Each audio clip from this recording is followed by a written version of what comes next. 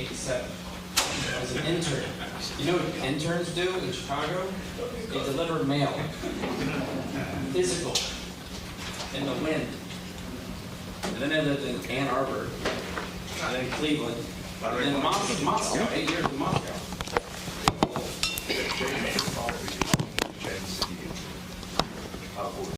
Gen Z? Jeremy claims Gen Z.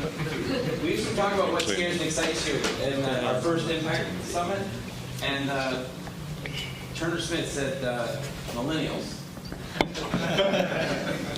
Okay, so Michael Sam. So this is a panel about what is exciting us, despite all these craziness, the wars and everything else. So what excites us? What we can be excited about? We can solve things together and make money. So you haven't introduced yourself yet. Everyone else has. You're the last. You can kick off the panel. All right, perfect. Sorry. The screen share. I will switch the screen. Yeah. How's everybody doing? Michael Savage. I am with Prime Movers Lab. We're an early stage deep tech venture capital firm. We have 4 funds. We've deployed about $2.5 billion across those funds in the last 4 years. I'm currently an operating partner in 4 of our portfolio companies, one of which is Space Perspective. I am swagged to the T in Space Perspective gear because we're closing out a round with the help of Michael and Mark. They've been extremely helpful the last couple of weeks. Excited to be here. What am I excited about? Ooh. And what do you do? What is Space Perspective? A little bit about. Oh, all right. So Space Perspective is a space lifestyle brand, space tourism. We are taking passengers, like everyone in this room, to space in a hot air balloon. So you do not have to strap a bomb to your rear end to go into space. Hydrogen? Hydrogen, correct. You said hot air. Well, yeah, hydrogen, yes. I forget I'm in a room of sophisticated people when we're talking to laymen. I was at Sundance when I said hydrogen, everybody went to the Hindenburg immediately, even though it's a very safe gas. But correct, hydrogen, not hot air. So taking people in hydrogen to the edge of space so they can have a perspective.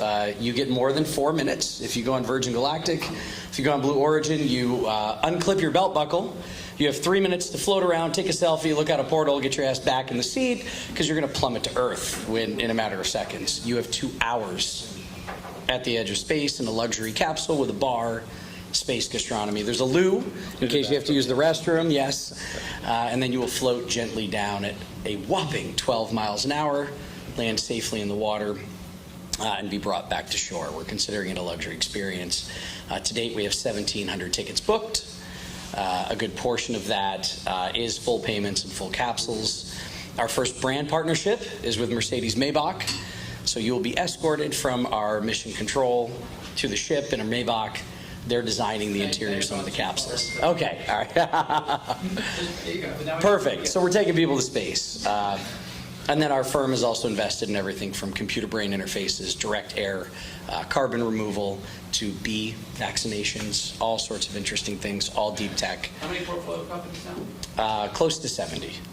And deep tech, thank God it's back. Yes. No PowerPoint, social media. No. Let's actually, and we're at war. The thought is dual use as well. If we don't have another Manhattan project and hypersonics in the next 3 years, we're going to be in trouble. Yeah.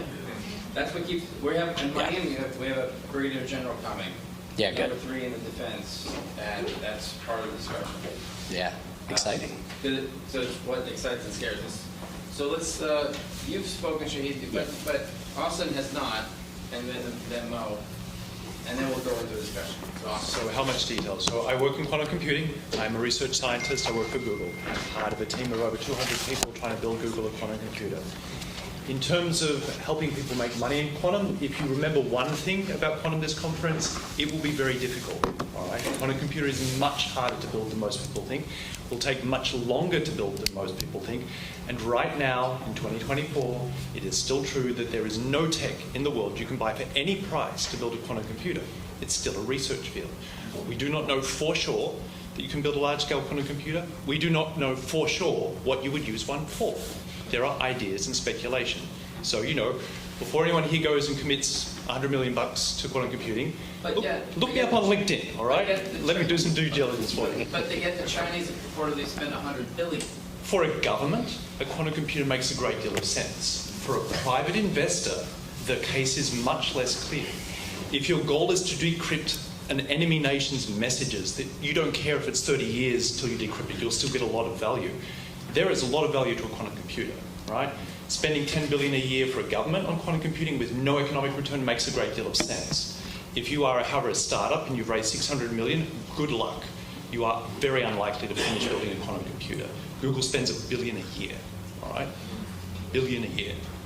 And the only reason it makes sense for Google is because they can sell classical computing, right? They'll say, hey, sign up to $100 million a year, buy our classical computing, so you're on the ground floor to access our quantum computer, right? That's the only way it makes sense. Plus it's cool and it brings talent and all the other things, branding and so on. It's not likely that our division makes Google money, anything except indirectly through those means. So, having said that, the hype is over the top. Almost anything you read in a popular article will be false, right?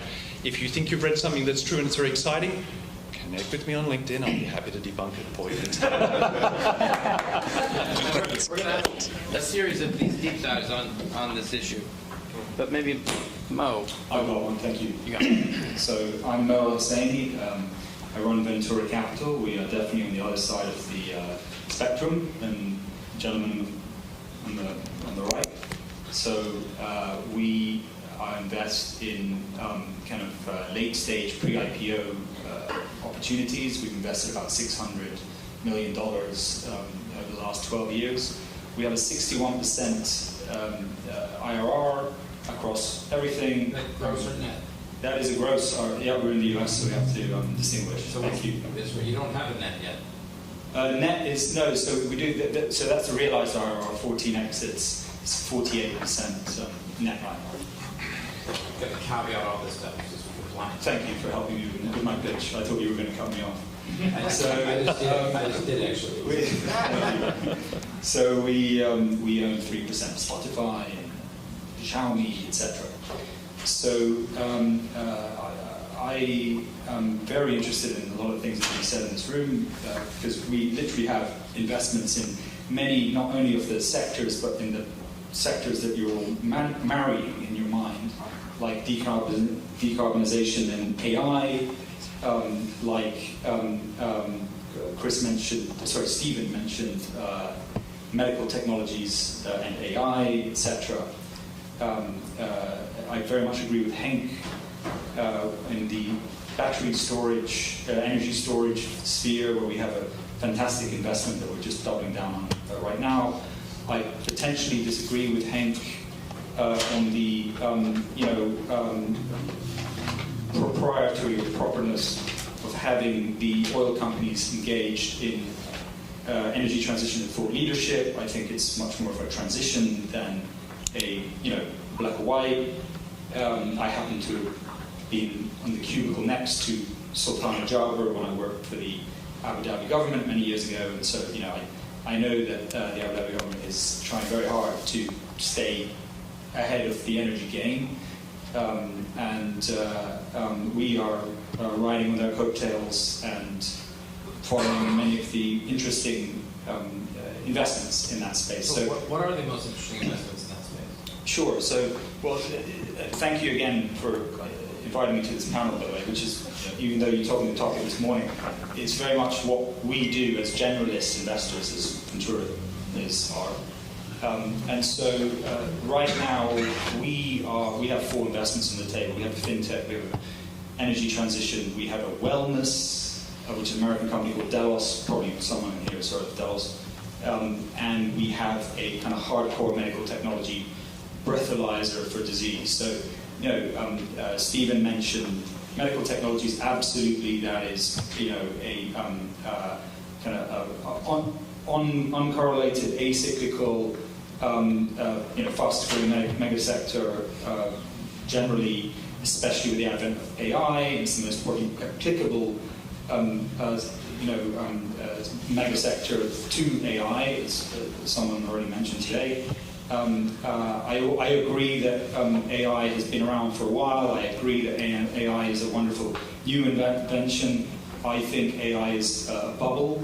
I'm very happy for that. We have great AI portfolio companies. I'm trying to reinvest in one of them right now. The only question is decarbonization. In fact, it's the decarbonization plus AI hybrid that we have, which takes 50% out of the energy cost. What's the name of the company? It's called QIO. It's a industrial AI that takes a lot of the cost out of running energy-intensive establishments or infrastructures.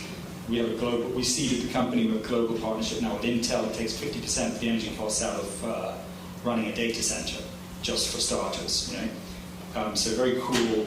But everyone in AI thinks they're worth maybe a little bit more than they could be over a 5-year investment horizon, which is our horizon. I'm not talking about a 20-year, or 15-year investment horizon.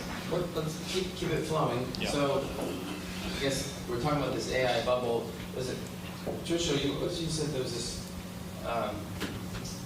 you described the bubble as a hallucination? AI hallucination? Introduce yourself. You should be on the panel anyways. I will be on the panel on Monday, so. Yeah. But talk about AI hallucination. So, what we're saying within our venture studio is that we're distinguishing between screen AI, which is all these chatbots, two-dimensional tools, everything confined to the screens that we see today, our phones, our computer screens. Another creativity tool, how many of you have tried, writing your emails faster, trying another PowerPoint tool that's automating things, right? I mean, there's so many of them. Those companies that make up, I would say, 99% of all the so-called AI companies, everyone seems to be adding AI to their name today, whether they use AI or not. I think that's 99% of all the companies, and that's not what's going to generate the $13 trillion per year for the next 10 years. Someone mentioned actually 16 trillion earlier, right? What's going to do that are all these companies. I mean, you mentioned the carbon economy, right? And really that penetrate deep across sectors to solve problems. And I think, looking ahead even to 2025, is going to be like the problems we can't even imagine right now. Right now, last year was all about the wow factor of ChatGPT, right? But now we're really starting to do things across the real sectors. And in 2025, I think it's going to be the things we can't even imagine right now. That's going to happen. But I always refer to a website called There's an AI for that. The tracker of how many AI companies that have started basically since ChatGPT came, with all these thin wrappers on top of LLM, stand at over 10,000 last time I checked. I think it was 9,000.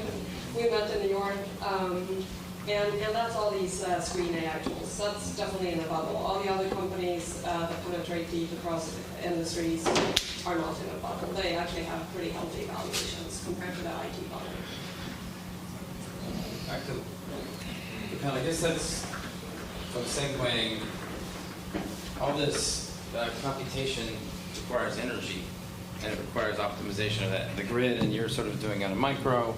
But we also have this concept of virtual power plants that need to be optimized. And then EVs are part of that. How do you, maybe sort of speak to that part? Okay, I just want to start this. So my business is to end climate change. That's my job. Part of that job has been nonprofit, and I came to the realization if I'm just a nonprofit and talking, we're just not going to get it done. So I've got to actually take some action, and the action that I've chosen to take is energy storage. We were the first to market with a chemistry called LFP, lithium ferrous phosphate, in 2015. Sony was the only game in town. We were the first, and we're still their main customer. It's no longer Sony, but it's still the same group. Our batteries are the most expensive, the highest quality, longest lasting, and all of that. And so that has made our customers sort of enrich people. Now we're pivoting. The pain point for batteries, besides the cost, is the time it takes to install a battery. And so with a given workforce, you can only install X number of batteries. And so they've been trying to crack that. They've already cracked the nut for PV, for solar. In other words, a crew can come to your house and install PV in a day. They figured it out. But they haven't figured out how to do that for batteries. Batteries take 2 people, 12 hours, more than a day. So you have to send a crew out twice, and they're expensive crew. We figured out how to make a battery system that installs in 2 hours. And what that means is that one team can do multiple installs in a day. It's even to the point where the people that are putting the PV on your rooftop can actually also install the battery because it's that quick. So that's the new thing. We need to deploy batteries on a massive scale, and getting to the point where you can actually do that with the workforce is a key point. The other point that makes our system, basically I'll describe the system very quickly. You put an empty box on the wall and you clip in all of the components afterwards, just like you clip in the battery onto your electric bike. And so what that means is that one person can just put the empty box on the wall and then basically clip in the parts. What that also means is that you can start with one battery, like 3 kilowatt hours, and then if you want more, you can order more. We can send it to your house, and you can add battery to your system yourself. There's no way you can do that with, for example, a Powerball. But because the whole part is accessibility. We're talking about accessibility of. We're actually talking about accessibility of nutrition earlier today. Just to actually have power, you have the Tesla, right? That's a $15,000-$20,000. It's a Tesla Powerwall is like $13,000, $14,000. So that's your barrier to entry. It's too expensive for most people. If you can start with a smaller battery, instead of 13 kilowatts, you do 3 kilowatts. Now you can come in at 6,000. Run the numbers, but I mean that is affordable for many more people. And as and when they change their economic situation, they can add more batteries. And by the way, I know you know a lot about this, but part of that is that you're Dutch. The Europeans are way ahead on this. You can actually have arbitrage as well. So I'll explain arbitrage. In Europe, you have time of use. So every 15 minutes, the price of electricity changes. This enables the providers of electricity, when they have too much of it, to sell it very cheap, and when they don't have enough of it, to buy some of it back. So if you have battery in your home, you can buy and sell electricity. Buy it when it's cheap, sell it when it's expensive. This will happen here. It just hasn't happened yet because everybody doesn't have smart meters. Most of the meters are dumb, which means that a human being has to come to your house like once a month and check to see how much electricity you used in the month. They have no idea what time of day it is. So that's coming down the pike because in order for the electric company to upgrade their infrastructure, and they all have to, it's very expensive to add wires and transformers, but it's cheap to add batteries at the end of the line. If they add batteries at the end of the line, then they can basically send electricity to a neighborhood when there's lots of extra power available during the day, and they can use that electricity during the evening, so they don't have to send all of that. If you're paying for the peak power, the maximum use of that a neighborhood uses, that's the infrastructure that needs to be built, so they can reduce that. So that's called a virtual power plant. I believe that half of our business will be virtual power plant, because utilities will start to have smart meters, and they will start to charge batteries in your home and discharge batteries in your home, and that will save them a lot of money. Question? Yeah, maybe just a quick By the way, this is the tallest guy on the pickleball court. Stand up. So Jack. Oh! So tomorrow, you want him. Yeah, I mean, I actually grabbed the mic before you went onto the sort of like more detailed and helpful explanation of BPPs. But one thing Stephen and I were talking about last night that I think might just be helpful as an anecdote for the group as we think about this topic of BPPs. New York's independent system operator put out a report over the summer that was showing they're decommissioning 4,000 megawatts of energy by 2025. and they only have 2,300 megawatts of power sort of in the queue that's prepared to be online by that same time frame. This is not a problem that's unique to New York State. We're seeing lots of places where utilities are wrestling with some of the mandates on their public utility commissions to decommission the carbon-intensive energy sources. But like stuff's just not getting built fast enough, right? And we don't have the interconnection speed to get stuff online. This is all at a time when things like Local Law 97 are getting lots of heat pumps installed. So we're moving from gas furnaces to electrification of heating and cooling. And then you got all these Teslas popping up on the road that are also charging. So all this is just to say that there are very few utilities that you'll find that aren't projecting meaningful cost increases at peak times over the next 3 to 5 years. And so companies like yours that can take advantage of that arbitrage and just manipulate when you pull load have a pretty exciting opportunity. So just Right, and it's not just for the ultra rich. They can sort of democratize. I did not pay him to say that. So we have new people. Just pause because this is 361. New people introduce themselves. Where your name, your company, and where you're from. Jake Glasgow, Launch Tree from Austin, Texas. I think the new people are going to say this quite a bit. So. Yeah, hi, Paris Logic Tree, Austin, Texas. Sorry for the grand entrance. Hi, everybody. I'm Tolga Cengiz, head of enterprise business. I think you have to explain what is Logic Tree, but I think Chelsea will definitely do that. Yeah, leave it to Chelsea, but Alex Trevino, also Logic Tree. We flew in from Miami and All right, no rental cars. By the way, a lot of rental car issues today. Because they just took all their electric cars and gave them back. Hey, I'm willing to give up my car at 2X.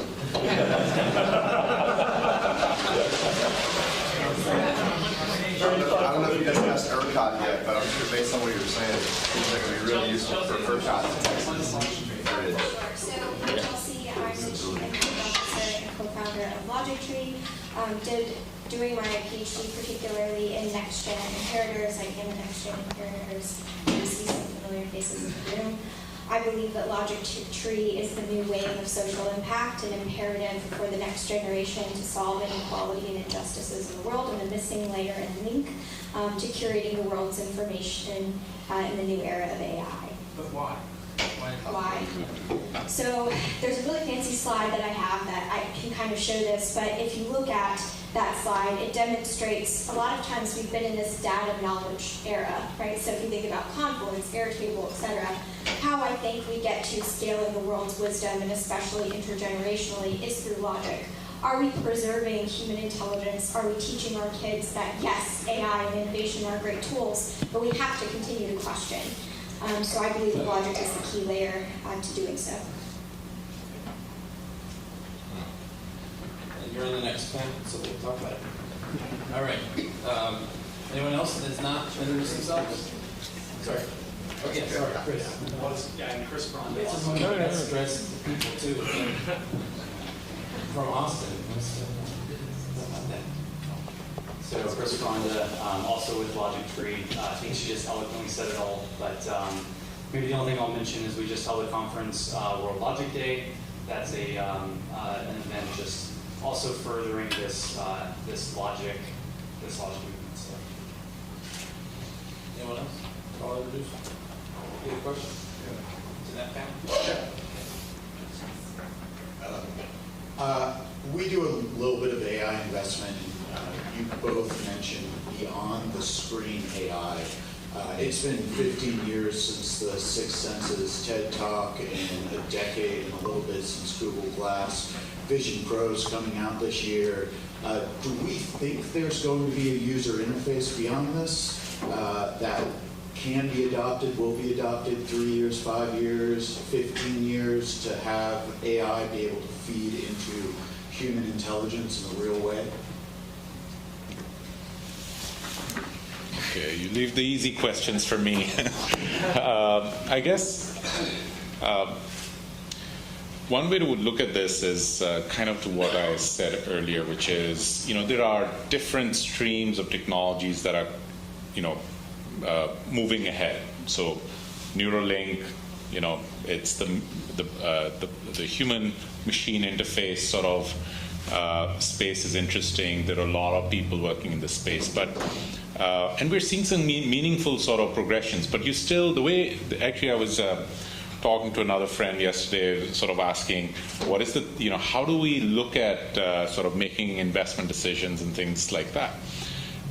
One way to think about this is especially when we're thinking about exponential tech and non-incremental sort of opportunities, let me put it this way, right? Where there's a step function improvement in terms of whether it's outcome, experience, financial returns, whatever it may be. It's this. There is an inflection point in a lot of these technologies, I think, and we're seeing that trend sort of converge. And I think it's that moment. So we're seeing a lot of these dots sort of connect to a moment where some of these use cases are actually coming through the other end of the funnel, right?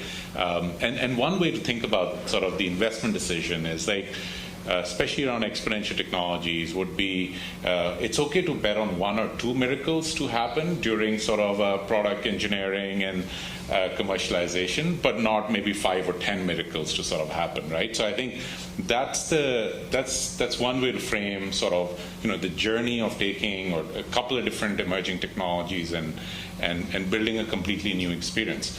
Another way to perhaps you talked about user experience and dimensional AI. I think there's perhaps a meta comment I can make, which is the best technology sort of disappears, right? It sort of disappears in the background. It allows us to be human. It allows us to do things that we want to do, not be sort of slave to the screen per se, right?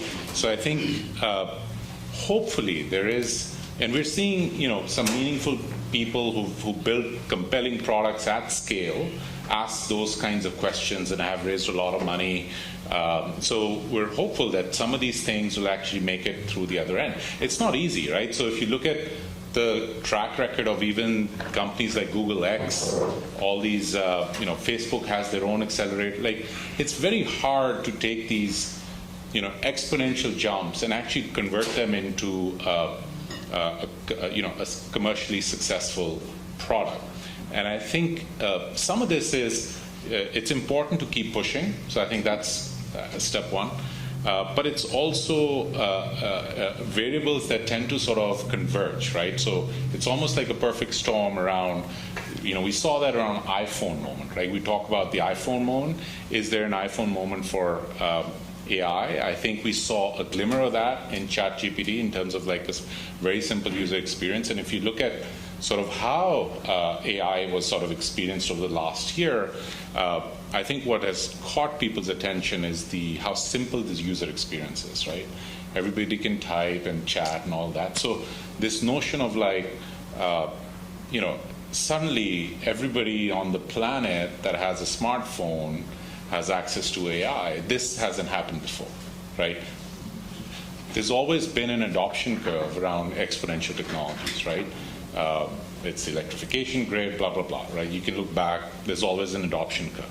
Here, it was instant. It was boom, it's on everybody's phone, and that's what is driving a little bit of the fear factor, which is we don't necessarily know how this plays out in the long run, but I think we're bullish, and yeah.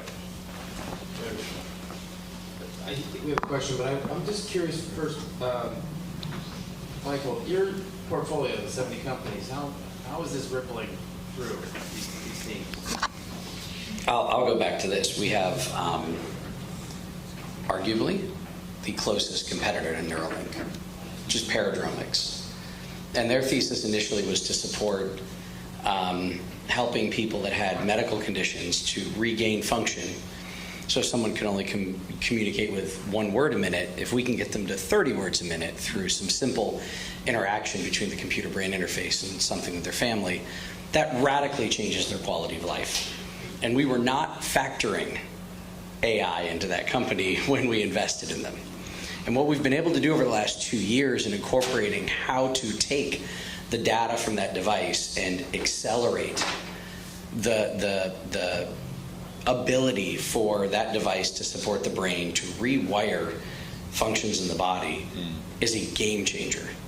And we used existing, already cleared, medically approved materials. So we're able to leapfrog some of the things that Neuralink had some challenges with and approvals were passed in pig testing at this point and moving into human. And most of that is due to the fact that we had access to some deeper tools in AI that helped accelerate the testing as well as the data that we needed to go back and prove our case. That's just one. When it comes to some of the things we're doing in hypersonics and our ability to crunch data and communicate and with parties that are supportive of what we're doing in terms of defense and those things, it's been able to get us further faster in crunching the things that we need to do to come back with use cases that are meaningful for buyers. What is China doing with AI to go further faster relative to us? Well, they're crunching a lot of our data.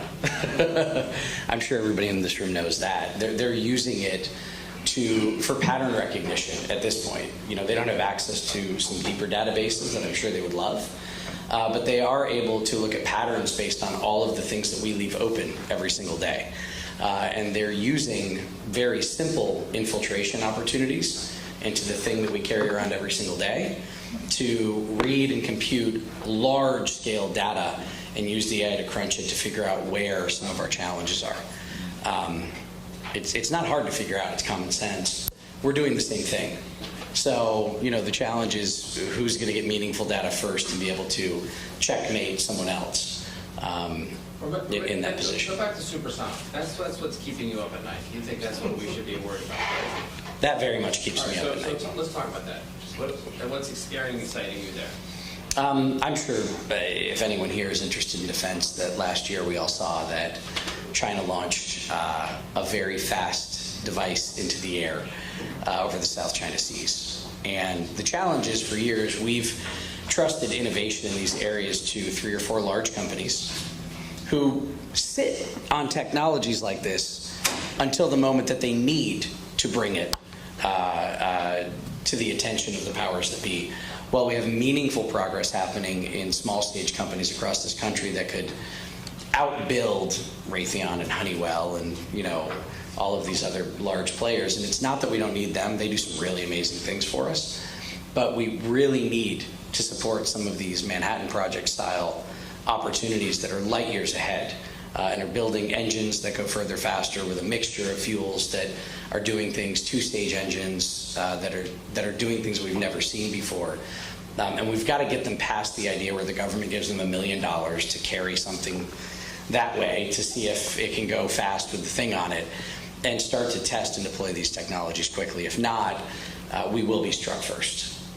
And if we're struck first, for those of you that are talking about the power grid and are experts in this, does anybody know the percentage of transformers that we lose before we are screwed as a country?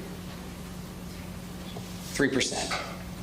If we lose 3% of transformers in this country, we will be grid down. We do not mine for the materials to rebuild those transformers, and we are currently dependent on China for those transformers. 3% of transformers down, we are grid down. That gives most Americans 90 days before they are killing their neighbors for food. You're talking about an electronic Meltdown. EMP attack, right? Correct. So if we don't fix the grid, become reliant, bolster the grid, become more dependent on energy sources that we generate in our homes and less dependent on an already weak grid, we are screwed. And if they can get that blast into 7 locations faster than we can shoot it down, we're dead in the water. So we had a... and it takes 7 years to stand up the mines that we would need to get into to even be able to start manufacturing transformers on our own. And currently most of those are protected by the US government in national parks, and nobody wants to let us touch them. That's how sensitive this area is. It is critical that we make things go real fast in the area of hypersonics and supersonics. So we had a no phones meeting, I think it was October, general. Yeah. And we asked him, I think it was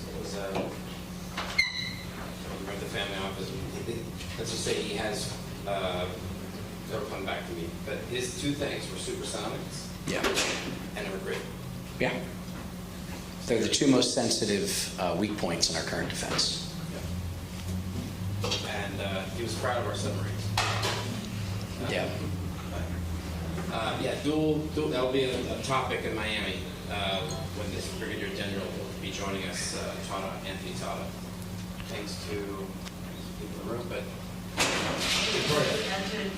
very quickly, it was focused on people involved in China, and then China focused on battery, and we just focus on people to understand what's going on in China, and in China they focus on battery, internet, and sensors.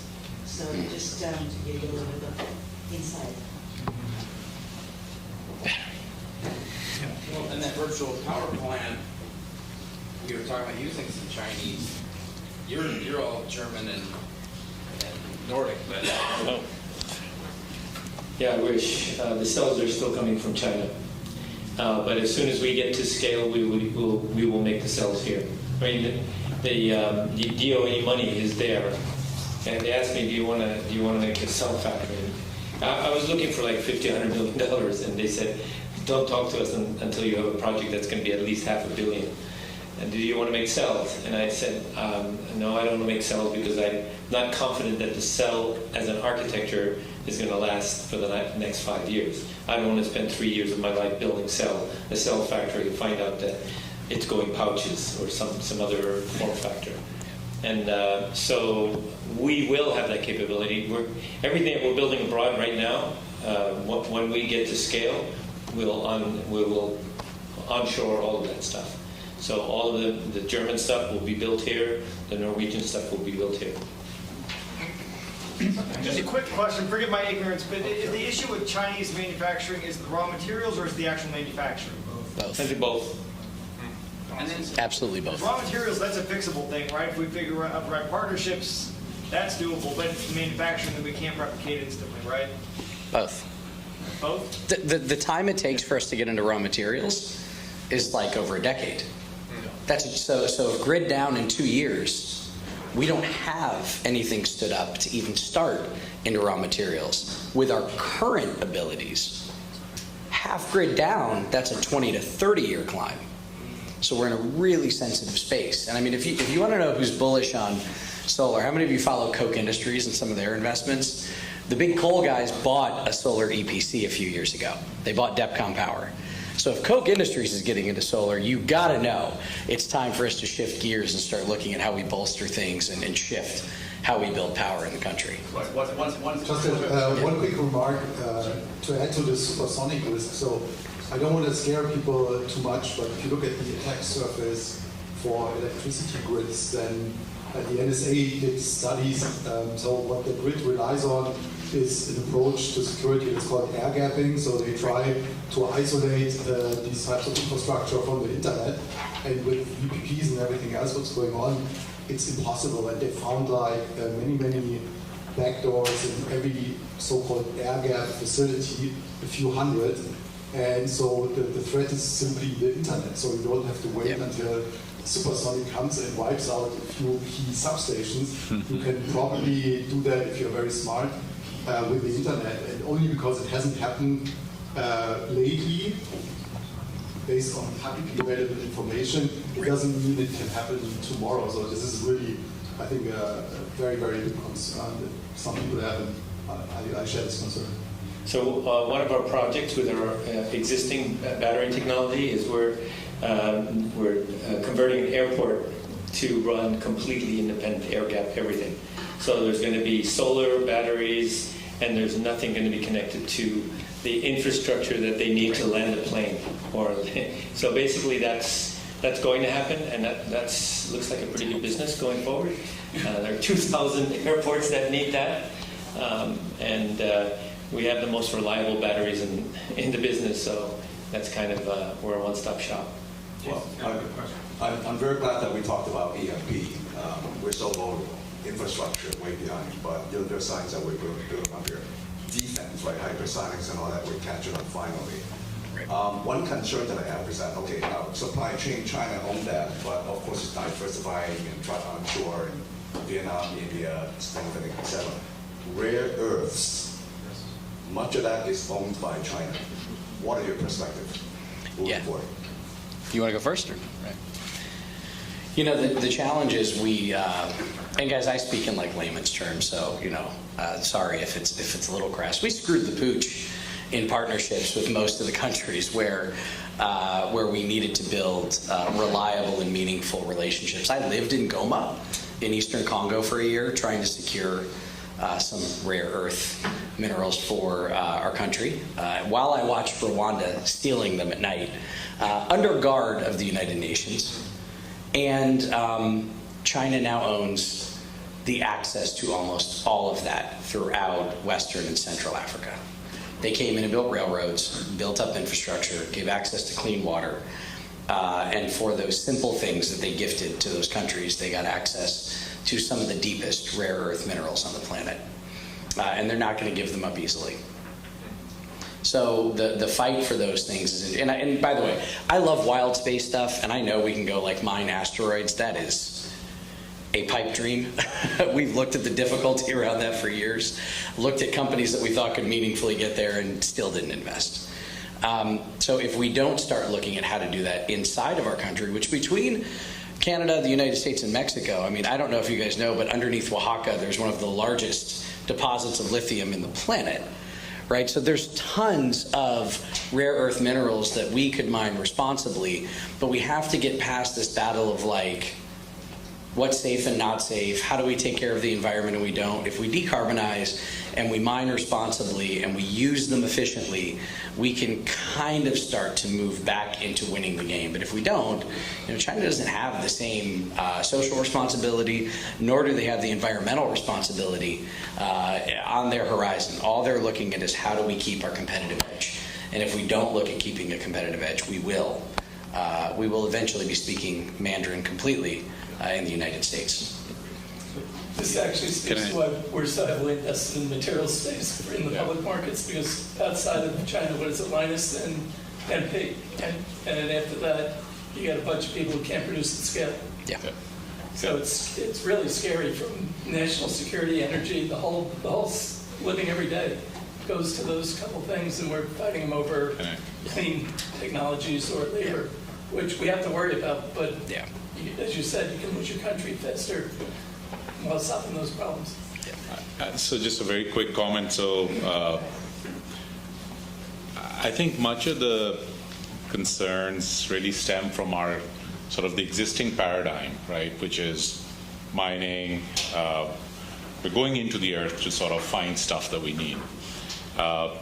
Some of the really compelling, some of the work that's coming out around material science, using AI, but also other things. I think you can reimagine fundamentally. You can sort of rewrite the rules of engagement for this problem. And it's early days, but we've seen evidence. People are excited about what's potentially possible. So I think there are perhaps many ways to skin sort of this problem. And one way is always sort of, okay, can we just fundamentally reimagine or rewrite the rules of this problem set? So that's promising too, but needs a lot of work and research. Should you touch on subsea mining? Yeah, and for rare earths. Do you want to? Go ahead. You go first. I don't really have any background on that, but like I was talking more from a material science perspective and really using.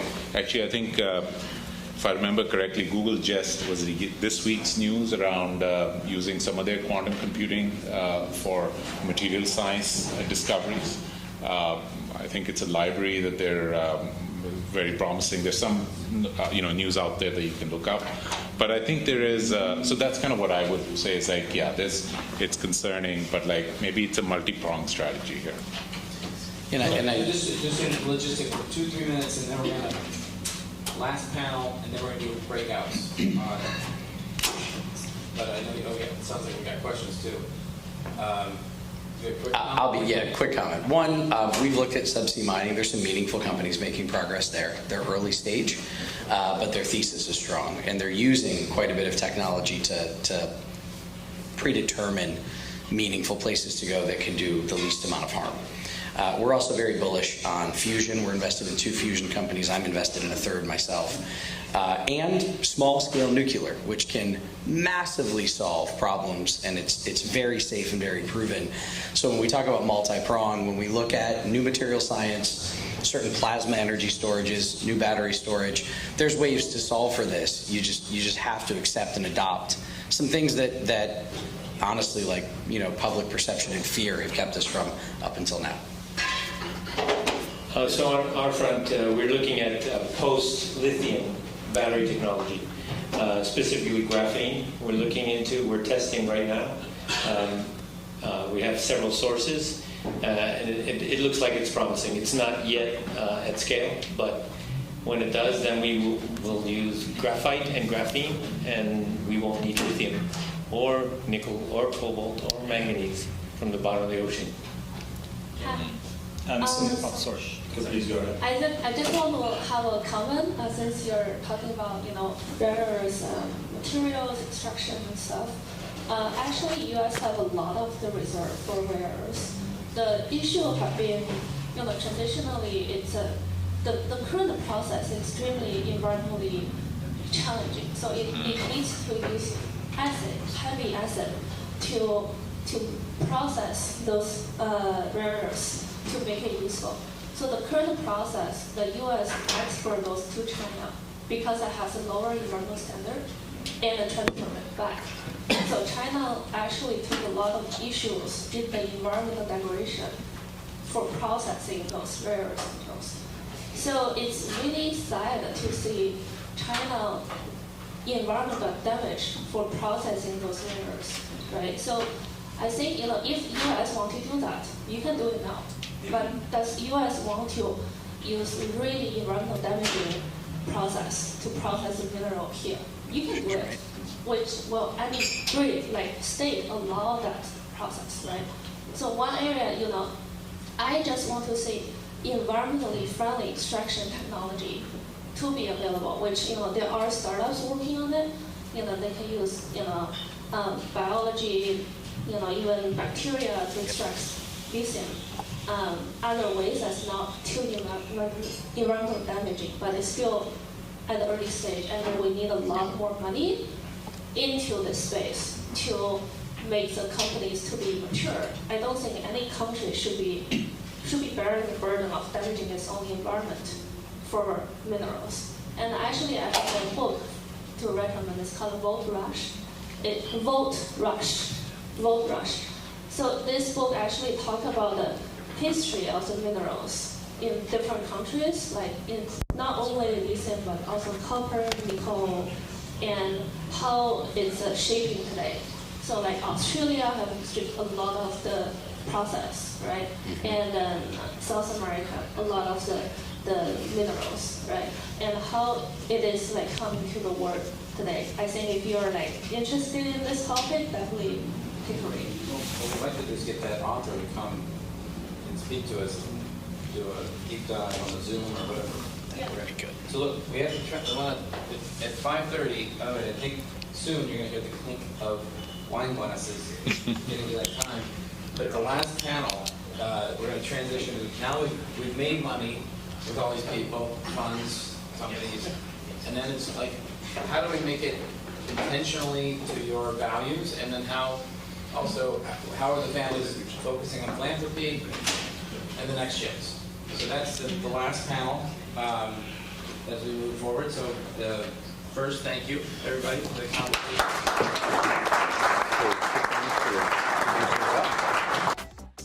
Come join our 361 firm community of investors and thought leaders. We have a lot of events created by the community as we collaborate on investments and philanthropic interests. Join us.